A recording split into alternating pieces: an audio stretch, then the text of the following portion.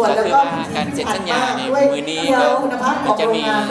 ซ่องบริษัทเนาะที่ว่าน้อยได้เปิดเหตุกับ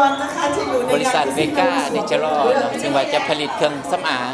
อยู่ในนี้พวกเราจะมี5ตัวด้วยกันเนาะหนึ่งจะเป็นน้ำแร่แล้วก็จะมีกันแดดมีเซรั่มแล้วก็มีโฟม91ที่ว่าพวกเราได้พัฒนาไปพร้อมๆกันระหว่างแบรนด์บาลอนกับบริษัทเวก้าบริษัทที่ว่าผลิตเครื่องสำอางอันดับหนึ่งของประเทศไทยอยู่ในแถวหน้ากันเลยเนาะซึ่งว่าเวก้านี้จะเห็นผลงานเพิ่นมาไล่เนาะก่อนที่จะได้ผลิตของเขาออกมาแบรนด์ของเขาออกมานะครับเพราะว่าเพิ่นผลิตให้กับหลายๆประเทศทั่วโลกกันเลยเนาะแผนบางตลาดของพวกเราจะเป็นวันที่31เดือนนี้เราเป็นมือที่ว่าพวกเราทำบุญใหญ่อยู่ที่วัดฮัตเซียวเนาะผลิตภัณฑ์ของพวกเราจะเข้าการบวงสรวงสำหรับมือนั้นเลยเนาะเป็นผลิตภัณฑ์ที่ว่าได้มาตรฐานแล้วก็คงความคลั่งแต่ว่าตอนนี้พวกเราพร้อมแล้ว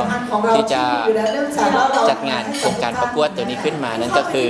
Mr. and Miss Culture นั่นเองเนาะเพราะว่าพวกเราจะแผนพวกเราจะประกวดอยู่ในวันที่17-18 เดือน 7 ปี 2035 เนาะน้องๆท่านได้ตอนนี้กำลังประกาศรับสมัครแล้ว